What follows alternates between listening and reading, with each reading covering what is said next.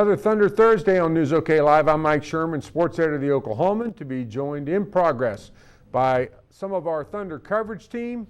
For the time being, it's just me and our columnist Jenny Carlson, joins us from her home, safe and snug, I hope, in Oklahoma City. We're hoping our Thunder beat writer Darnell Mayberry will be joining us soon.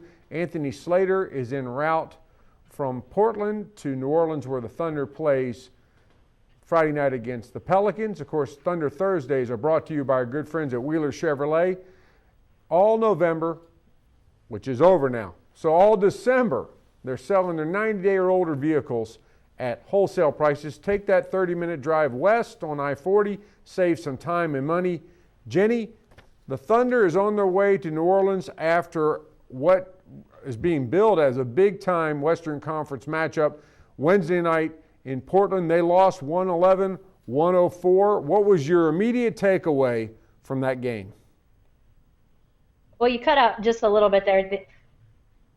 You cut out there a little bit at the end, but I think I heard what you were saying about the Blazers game. I mean, obviously, unfortunate the way that the Thunder played in the third quarter. I mean, really seemed to have taken control at halftime and then let the Blazers not only get back in it, but really get hot going into the fourth quarter. LaMarcus Aldridge playing fantastically, a guy that always seems to play really well against the Thunder. I don't know if he gets motivated to play, some of his better games against them or not.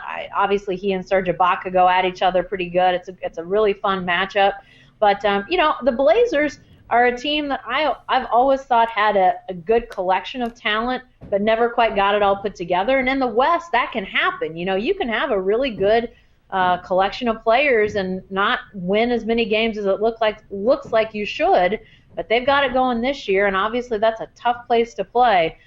They made it tough on the Thunder last night, so not a fun loss for the Thunder to have to take, but when you look at how good the Blazers are playing, it's not like they lost to a struggling team or a downtrodden team on the second night of a back-to-back to lose to a really good team.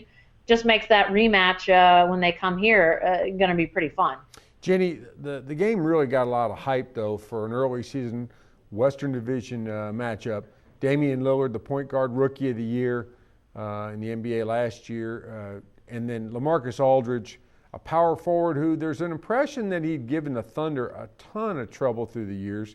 Nothing, though, like last night's 38-point, 13-rebound performance in which he was getting offensive rebounds, putting them back, shooting turnaround jumpers from the elbow, from deep in the corner, hitting everything, coming and going.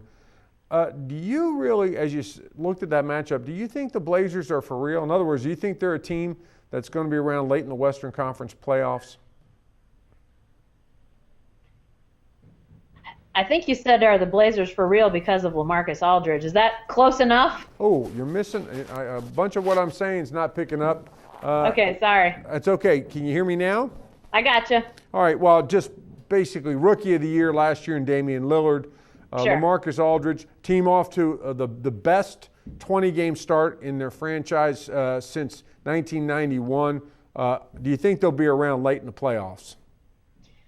I don't know. I mean, this is a team, obviously, that they don't have a ton of playoff experience. Even some of the guys that are newer players, sort of been other places, guys that, when you look at it, don't have a ton of playoff experience in the West. It's going to be really tough to go far, I think, if you don't have some playoff experience. Now, maybe they're going to keep this going. Maybe in another 6 weeks we're going to look at it and say, the Blazers haven't cooled off. They're still playing as well. They're still winning as impressively as they've won to this point. At that point, if that's happening, give us another 20 games, and if that's still the case, then maybe we'll say, hey, who cares if LaMarcus Aldridge hasn't really been deep into the playoffs or Damian Lillard hasn't had that kind of experience. Maybe we'll just say it doesn't matter, these guys are really good. But when you talk about having to essentially beat teams like the Thunder, the Spurs, even grizzled teams like the Lakers that might be sort of in the bottom part of the mix, they've still got that playoff experience. So, I don't know if I'm ready to say deep into the playoffs, but it's sure impressive what they're doing. Give it another 6 weeks and maybe we revisit that conversation. Speaking of something that's making a good early impression, let's talk about the Thunder bench. one of the popular refrains early in this season was, the Thunder doesn't have a bench, Thunder doesn't have a bench. They don't have a sixth man. It's not as important because the starters play so many minutes. And yet, here comes the Thunder bench with another, what looks like another strong second unit. What surprised you about the Thunder bench so far?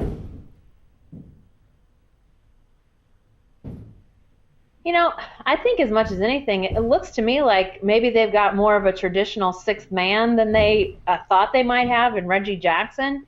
It seemed to me like early in the season that they were going to do the bench sort of by committee. Whatever they needed, if they felt they needed Nick Collison to be the first guy up and first guy in, he'd go in. If it was more Jeremy Lamb was needed. But now it's sort of starting to feel like Reggie Jackson is more of that traditional sixth-man role off the bench. That doesn't discredit what the rest of those guys do or have done. I mean, Nick Collison's still Nick Collison, and I think Jeremy Lamb has been maybe better than I even thought he'd be, and I had pretty high hopes for him. But I think he's been proven to be a pretty steady hand and decent defensively, which, frankly, I think that was the one huge question mark was, could this guy be relied on defensively? But what Reggie Jackson's been doing in the last, 2 weeks, 2.5 weeks, I mean, I don't know if it's making people forget James Harden yet, but I think it's definitely an impressive turn, and we'll see if he can continue sort of like the Blazers. Can he continue to play this way? And if he can, bully for the Thunder.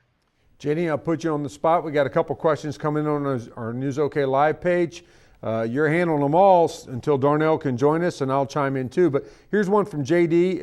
I think he is channeling a lot of Thunder fans who, whenever the Thunder lose, Scott Brooks has done something wrong. JD wonders or says, I don't understand Brooks' total unwillingness to start a game or half with a different lineup, even a relatively minor change like Lamb for Thabo. The start of the second half last night was terrible. Why not at least try some different lineups? What could it hurt? See what happens.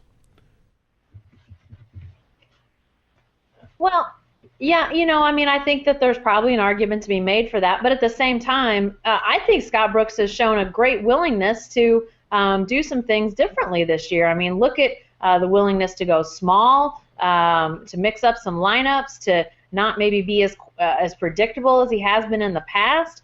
To me, I think he's been much more flexible. And frankly, I haven't asked him about this, and once Darnell joins us, I'd be curious to see what Darnell has to say about this. But I think as much as anything, you may be seeing him starting to feel like he's got the comfort enough with the veteran pieces, and by veterans, I mean guys like Durant, Westbrook, Ibaka, guys that are still young but have been through things, feeling like that they can handle, not standing up and checking in at the 5-minute mark. They can do some different things. They can handle that. So I think that that's part of the equation here.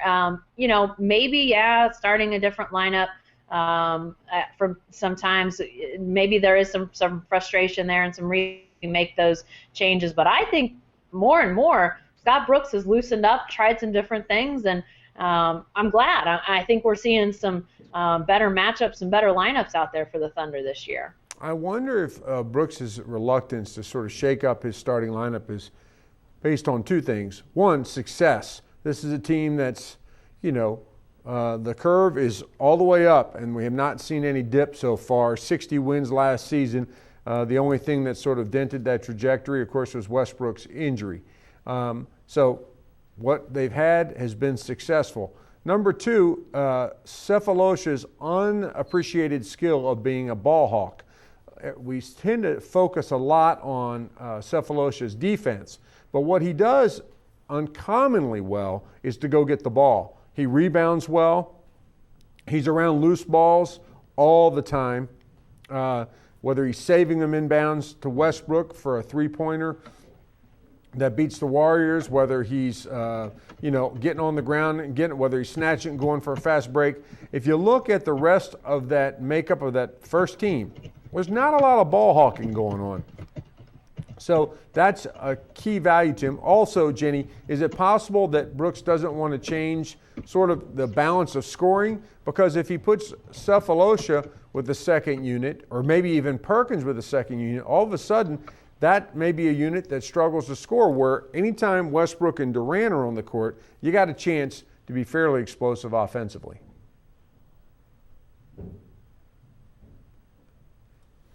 I mean, I think that you have to remember that when Durant and Westbrook are out there, you can't. Yeah, it'd be great if you had your best 5 scorers on the floor all at the same time, but then do shots get taken away from Durant and Westbrook? I mean, I think there has to be some balance there, and they do have to have some guys that are going to be playing defense and really focusing on that out there while those guys are on the floor. Not to say that Westbrook and Durant don't play defense, because they do. But you've got to have that defensive mindset out there too. I think it's going to help. I think what Reggie Jackson's doing, being able to get to the hole and create for himself, I think that's going to continue to take pressure off of Westbrook and Durant, and so they're maybe don't have defenses collapsing on them or paying as much attention to them as they would otherwise. But to say that you'd throw those guys and Lamb and some other folks out there all at the same time, I'm not sure you can do that. I think you have to have some defense. I think that has to be part of the equation at all times. And, that's where the Thunder has had its biggest early season struggles, is that inconsistency with their defense. Times that they've come out and played, 4 quarters of defense, did against the Spurs. I'm not sure. Darnell's seen more games in person to know for sure, but I'm not sure that you could say that they've had any other games where they've played quite with the defensive intensity that they did against the Spurs. To me, that's the one question. Are they going to be able to really get that cranked up? Now, I say that knowing that this is a team that's obviously playing for the playoffs. I mean, they don't want to be playing their best now. They want to be playing their best come April, May, June, beyond. I mean, however long the playoffs are going to take them. So that's their focus. But still, you got to have that defense, and you got to have it consistently. And that's sort of, to me, been the one area where it's been most troubling, just not being able to really do that from start to finish, or anywhere close to start to finish in some games. Jenny, another question. This one from Karen on News OK Live. Very disappointed in the lack of ball movement and turnovers. Why do you feel the Thunder have lapses in ball movement?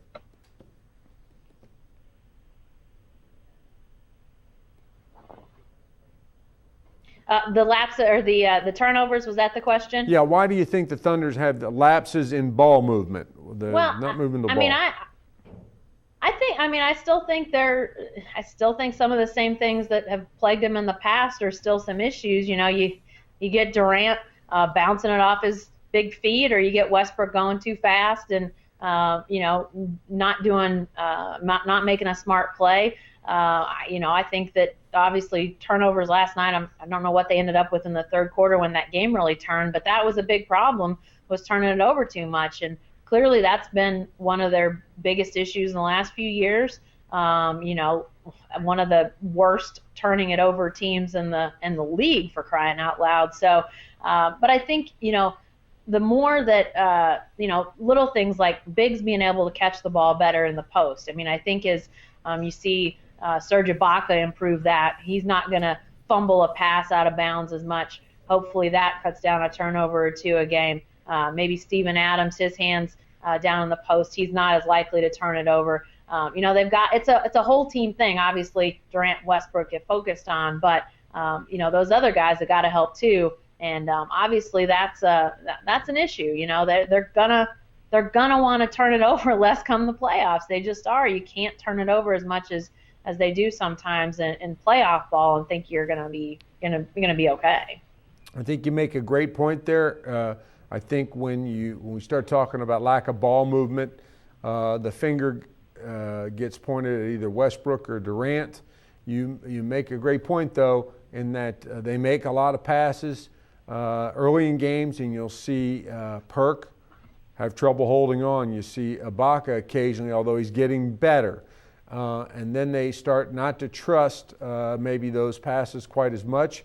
You also see instances where we're talking about two superstars who can beat almost anybody in the league off the dribble. So they're making judgments about what's most effective and needed at that time, and both ways succeed. Them making those moves, going one-on-one, that's a good way for the Thunder to score it 9 times out of 10. It's that 10th time that it becomes problematic. It's also easy to forget how well the team looks when the ball's moving. Sunday night at the Ford Center against the Timberwolves, prime example of that. Durant has a triple-double, as good a ball movement as you'll see from this team.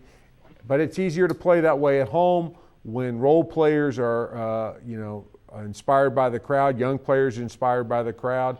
It's harder to do it on the road at a place like Portland with a big-time crowd and maybe some younger players who are more prone to nervousness. We did see Jenny play. You sort of referenced Steven Adams make an incredible catch on a Reggie Jackson long pass, snatched it, laid it in. His hands seem to portend maybe more ball movement in the future, a good thing for the Thunder. Jenny, we're still waiting on Darnell to join us. He may be able to make it, he may not. But let's go sort of off the court last night. A lot of things happened in that game. A great second half by the Blazers, a not so good second half by the Thunder. And then Kevin Durant's exchange with a Blazers fan that got posted on the internet. Here's what I saw. I saw a guy with really good seats and a little kid tell Kevin Durant, go back to Texas. And then I heard somebody say, shut up. There's an assumption that was Kevin. Two things, Jenny.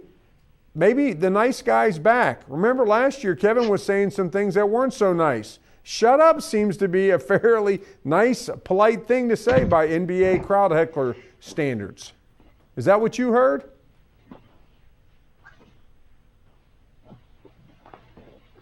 Yeah, I honestly, I thought it was a fun exchange. I mean, it could have been ugly. It could have been something where Durant keeps going at the guy and it gets really nasty. But I first of all, the guy needs to work on his barbs, if you will. I mean, go back to Texas. Go back to Texas. What the heck does that mean? I mean, if you're in Portland, wouldn't you bring up some sort of Seattle, joke or something like that? I don't know, but go back to Texas. That guy needs to work on that a little bit. But I thought shut up was frankly pretty funny. A couple seasons ago in the playoffs when the Thunder was locked in that great playoff series with Memphis, I think it was the triple overtime game. At one point in that game, the fans right behind the scores table were going nuts. The officials, I think, were reviewing something, and Mo Cheeks happened to sort of wander down the bench, and it was near where we were sitting, and the fans in Memphis were giving it to somebody. I don't know if they were giving it to a player, the officials, or just in general going crazy. And Mo looks up at him, tells him to shut up, and then he looks around like, hey, wait, did anybody hear me say that? I hope nobody heard me say that. I heard him say it. I was looking at him, and he looked at me and just started laughing. But shut up is that bad? I don't think that's bad. I thought it was funny. I thought it was funny last night. So, yeah, shut up. That doesn't mean Katie's not nice. It might actually mean he is nice, for crying out loud. Jenny, the Thunder is on to New Orleans. And there's a bit of sadness, I feel, about this game coming up. They're going to go play the New Orleans Pelicans. We hardly knew ye. It seems to me that all of the remnants of Oklahoma City's love affair with the Hornets have been scrubbed away. The name is gone. I looked at the roster. I looked at the coaching staff. I'm not even sure Big Shot, the trainer, is still around anymore. Is this it? Is this the end of Oklahoma? Any little scintilla of thought that we had about New Orleans and basketball, is it all gone now? I think so. I mean, if Chris Paul was still in New Orleans starring for the Pelicans, if you saw Uncle George, Yosemite George, sitting courtside, I mean, I think it would feel a lot different. But all those familiar faces and those links to the Hornets days in Oklahoma City are elsewhere doing other things. So yeah, I think now, I mean, I don't know how people in New Orleans feel about Oklahoma City. I have no idea. I'm not asking anybody, so I don't know what the feeling is. But I think in Oklahoma City, at least, that people look at the Pelicans, look at New Orleans, and say, that was a good and positive, obviously, part of NBA basketball in Oklahoma City. I mean, that team coming here gave Oklahoma City a chance to audition for what they have now. And without it, it probably wouldn't have happened. But it did happen, thankfully, for Oklahoma City's NBA future. And, I don't really think there's any animosity. Maybe I'm wrong, but I don't sense it, obviously, from the Oklahoma City side. And I have a hard time believing there'd be much of any coming from the New Orleans side. Jenny, it looks like we're about ready to be joined by Barry Trammell. Late in the hangout. Barry, can you hear us? I can hear you, yes. Barry, we're talking about the remnants of Oklahoma City's basketball relationship with New Orleans. The last of which appears to be the name Hornets, because I looked at the roster, I don't recognize anybody. Can we close the book finally on that? And is there any wistfulness about closing that book? No, I don't think so. Is Sean still the radio man? I think he was the last. I think he was the last man standing from the old days. But they've moved on. They got a new roster. They got a bunch of new fans, which is probably as significant as anything. Meanwhile, Oklahoma City's got a 6-year history with the Thunder. It's hard to even remember the Hornet days. I think they're just somebody that we used to know. Barry, speaking of somebody we used to know, Kevin Durant, that sweet young man who carried the Bible around in his backpack, who last year was heard saying things that his grandmother counseled him not to say, last night told one of his elders to shut up. Did you hear it, and what did you think? I was just interested in what got Durant involved in a conversation with a fan, because they got to hear it in every arena, and they've heard about everything there is to say. So what in particular got Kevin going last night? I don't know. I thought it probably had more to do with state of mind of Durant than anything the fan might have said. So just caught him at an inopportune time, if I was guessing. Jenny, is it possible that the fan's sin was daring to mess with Texas? Durant, at every chance, gets to remind us that he did indeed go to the University of Texas. He's quite proud of it, and the guy told him to go back there. I asked that to you because you made a point a couple weeks ago about Durant's loyalty to Texas and what it might mean for Oklahoma City in the long run. You care to repeat that for us?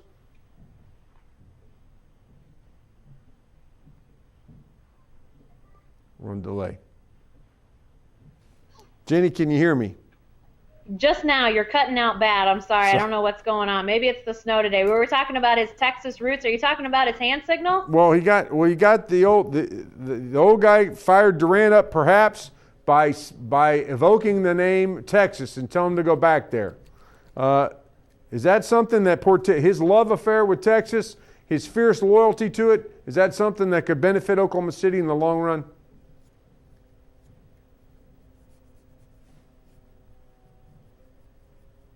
Well, yeah, he does have that fierce loyalty to Texas, and people around here get frustrated when he throws up the horns, especially Sooner fans who like to throw up the horns upside down. But you know what? He was in Austin, played for them for 1 year, and he's that loyal to Texas. That means this guy builds loyalty quickly. So if he was in Austin 1 year and he's that loyal to Texas, and he's been in Oklahoma City as long as he has, isn't that a good sign for the Thunder and for Kevin Durant's long-term staying in Oklahoma City? Now, I don't have any idea if he signs a second big deal with the Thunder, but this is a guy that obviously builds connections where he is. I mean, he said some very nice things about Seattle, and he was there a lot shorter time than has been in Oklahoma City. So this idea of Kevin Durant as being a quickly loyal guy, I mean, that's a great sign for Oklahoma City. You got to love that if you're a Thunder fan. You may not like to see him throw up the horns, but if you're a Thunder fan, I'm not so sure you mind it. Barry, let's go back to last night's game real quick and talk about Scott Brooks and Kendrick Perkins. And obviously the loss, if the Thunder lost, it must be their fault. It happened again last night. There's a lot of conversation, post-game conversation on Twitter about Brooks' substitution patterns and the lack of change. Kendrick Perkins' late offensive foul that cost the Thunder a chance to tie or to go ahead. But you made some interesting comments to me this morning when we were talking about the game that were fair criticisms, I think, of Brooks' substitution late in the games. What were they? Well, I mean, it's an ongoing frustration. I don't think Scotty does much situational substitution. So in the last minute, the Thunder has the ball down 1, and he doesn't take Perkins out of the game. There's no reason to have Perkins in the last minute of a tight game when the Thunder has the ball. Need your better offensive players in the game. Conversely, when the Trailblazers get the ball up 1 with 40 seconds left in the game, he keeps Thabo on the bench. There's no reason at that point to have your best perimeter defender on the bench. So I don't understand, and this is not anything new. Brooks he's been very slow to substitute situationally in the last several years. I don't understand it, why he's reluctant to sub in and out, but that's just one of the staples of basketball. That's what you do in the last few minutes of a game. Basketball becomes like football, and it becomes one play at a time, and you huddle up in between. And until that changes, then you're hurting your team when you don't substitute accordingly. Let's pull in the great son of Norfolk State, a descendant of Pee Wee Kirkland, and our Thunder beat writer, Darnell Mayberry.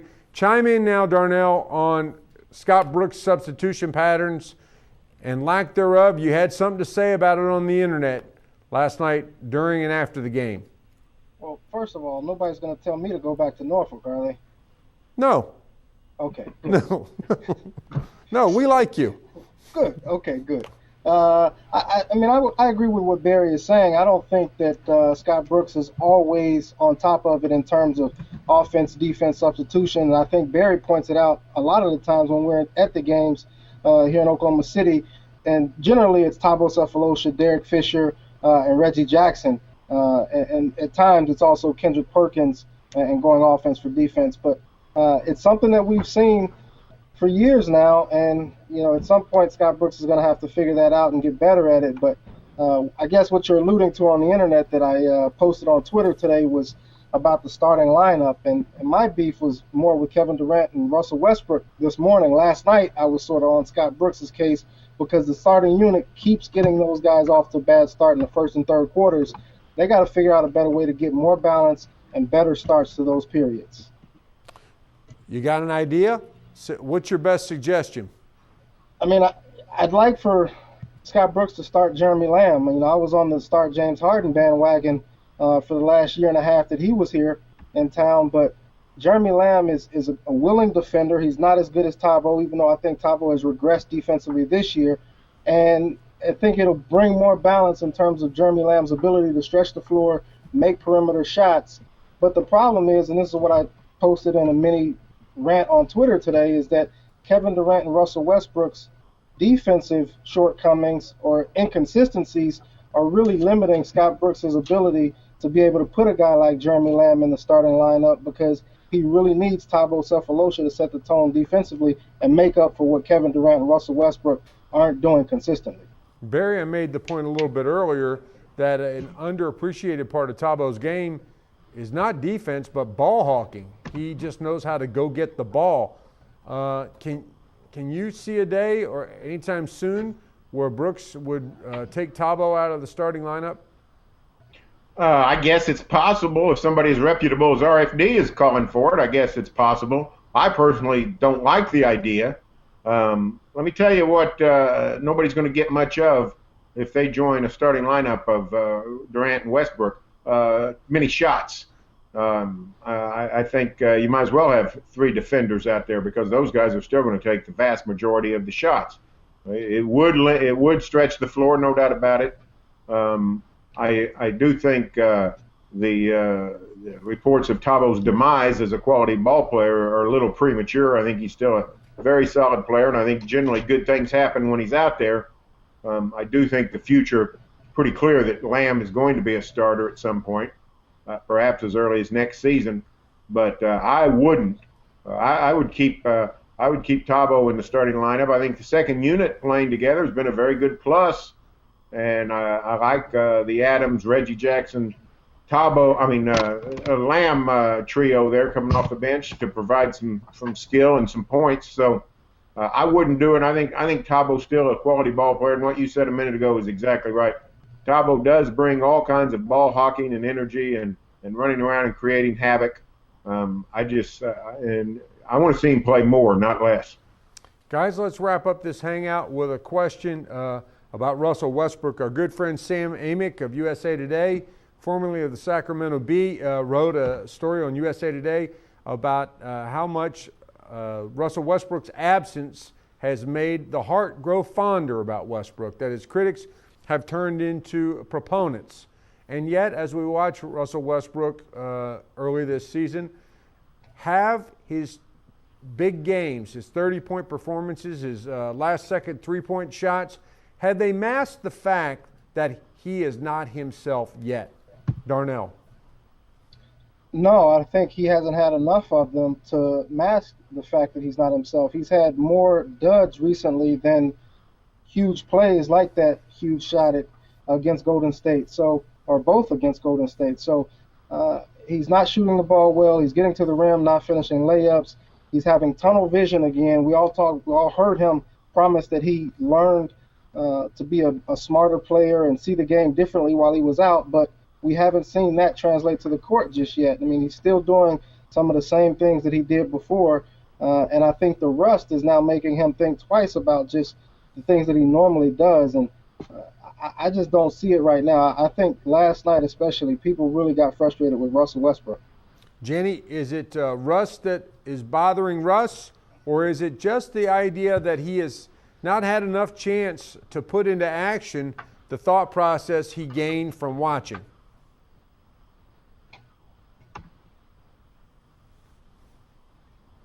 Looks like the audio is still cutting off on Jenny.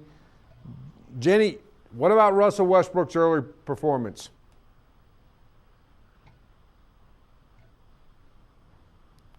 Unfortunately, we're going to have to go away from Jenny. Sorry about that. Barry, what do you say about Westbrook?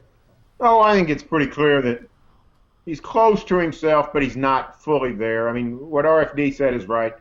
He is missing some drives that he would normally make. He makes most of what he would usually make, still is a phenomenal player. If you're a defender, you're probably not sitting there after a game saying, wow, Russell Westbrook's not the same. But he still looks rusty to me.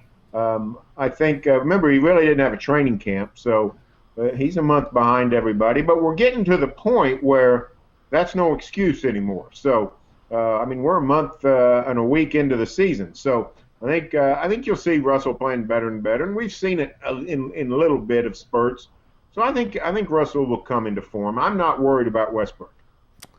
Guys, the Thunder's in New Orleans Friday night before they're back Sunday in the Chesapeake Energy Arena, 6 o'clock against the big bad Indiana Pacers. Another game sort of like last night's Blazer game as a testing, proving ground. But we'll use this to wind up our Thunder Thursday on News OK Live and remind you that Thunder Thursdays are brought to you by Wheeler Chevrolet all December. They're selling their 90-day or older vehicles at wholesale prices. Please take a 30-minute drive west on I-40. It'll save you time and money. That's all for Thunder Thursdays. Thanks.